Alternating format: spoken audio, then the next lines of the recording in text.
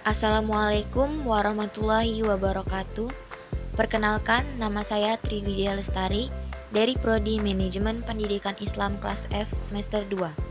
Di sini, saya akan menjelaskan tentang akulturasi Islam dan budaya dalam bidang pemikiran. Apakah yang dimaksud dengan akulturasi? Akulturasi merupakan suatu proses sosial yang timbul manakala suatu kelompok manusia dengan kebudayaan tertentu dihadapkan dengan unsur dari suatu kebudayaan asing. Kemudian, kebudayaan asing itu lambat laun diterima dan diolah ke dalam kebudayaan-kebudayaannya sendiri, tanpa menyebabkan hilangnya unsur kebudayaan kelompok itu sendiri.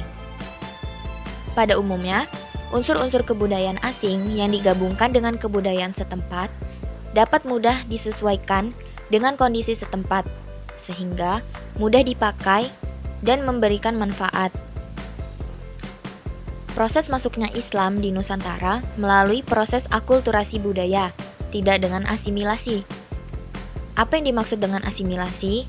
Asimilasi yaitu suatu pembauran dari dua budaya yang disertai dengan hilangnya kebudayaan khas atau asli dan menjadikan kebudayaan baru. Dikarenakan dengan proses ini kita dapat menemukan kebudayaan yang identik dengan kebudayaan Hindu-Buddha. Apakah hubungan antara Islam, kebudayaan, dan masyarakat? Hubungan antara Islam, kebudayaan, dan masyarakat yaitu unsur-unsur pembentuk di mana Islam tidak akan ada tanpa kebudayaan, dan begitupun sebaliknya, kebudayaan tidak akan ada tanpa masyarakat.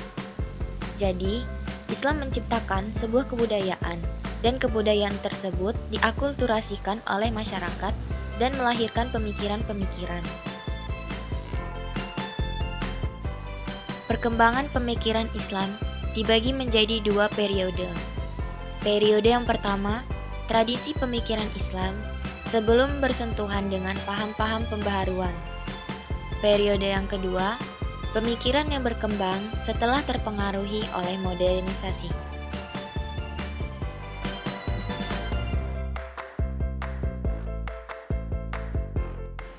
Pembahasan yang pertama mengenai pemikiran Nuruddin Araniri. Nama lengkapnya adalah Nuruddin bin Ali bin Hasan bin Muhammad Hamid. Beliau berasal dari Gujarat, India. Beliau hidup pada abad ke-17 dan datang ke Aceh pada tahun 1644 dan menjabat sebagai mufti dan penasihat pada masa pemerintahan Sultan Iskandar Sani. Beliau digelari Syekh, dikenal sebagai seorang ulama besar dan pengarang yang produktif, politikus, dan filosofis. Berperan penting dalam islamisasi di Aceh. Ia menentang paham Wahdatul Wujud yang diajarkan oleh Hamzah Al-Fansuri dan Syamsuddin As-Sumatrani. Dalam menentang paham wujudiyah Hamzah Al-Fansuri yang sudah menjadi keyakinan bagi masyarakat, ada 4 landasan yang dijadikan pijakan, yaitu Tuhan, alam, manusia, dan wujudiyah. Selama berkarir di Aceh, banyak pengaruh serta kontribusi Araniri terhadap perkembangan Aceh.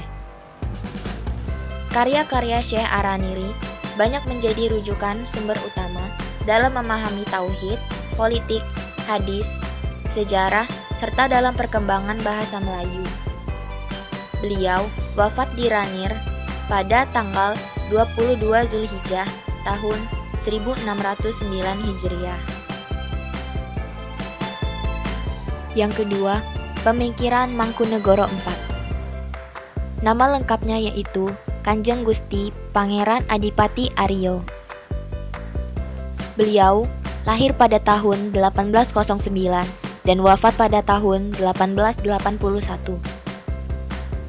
Adapun di antara pemikirannya tercantum dalam karangannya yang terkenal, yaitu Wedatama, atau dapat diartikan sebagai pengetahuan yang utama, yang berisikan ulang atau ajaran. Di dalam ajaran Wedatama, berisi tentang ajaran-ajaran budi luhur dan ajaran mengenai sembah kepada Tuhan. Ajaran Wedatama juga dapat dibagi menjadi 3 golongan, yaitu yang pertama, ajaran bagi para taruna atau golongan muda. 1. Diajarkan untuk mempelajari tata krama dan sopan santun, serta memahami sumber ilmu yang benar. Kedua, jangan bersikap angkuh atau menyombongkan diri.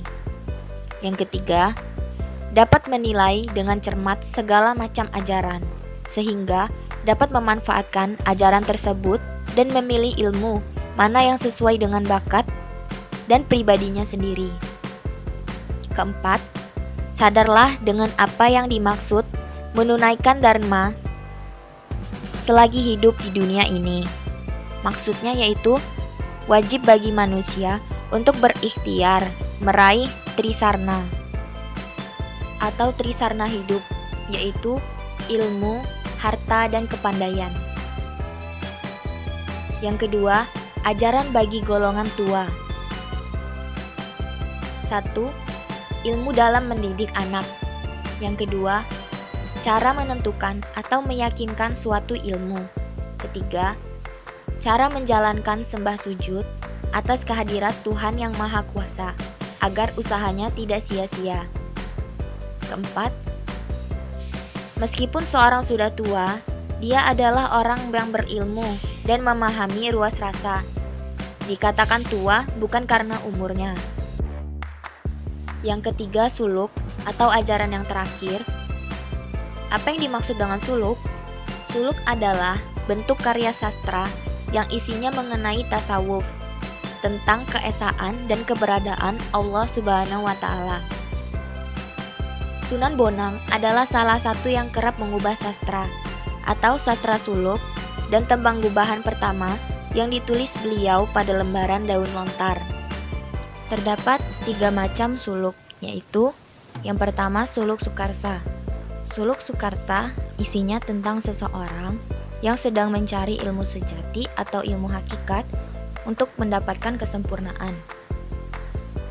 Suluk Sukarsa ini adalah tembang yang dilakukan oleh seseorang dalang ketika ia sedang menceritakan sebuah lakon pewayangan.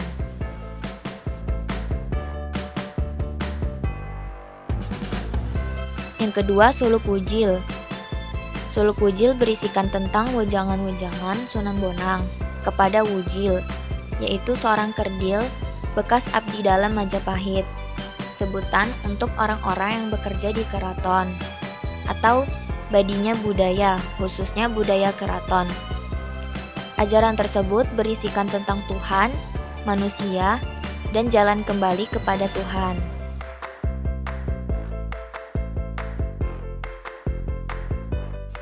Yang ketiga, suluk Marang Sumirang. Suluk Marang Sumirang isinya tentang seseorang yang telah mencapai kesempurnaan dan telah lepas dari ikatan-ikatan syariah dan berhasil bersatu dengan Tuhan. Suluk Marang Sumirang adalah ajaran Sunan Panggung dari Kesultanan Demak. Ajaran ini berupa kritik atau sindiran kepada ahli syariat. Kemudian, Sunan Panggung dihukum dengan cara dibakar sebab dianggap menyebarkan aliran sesat.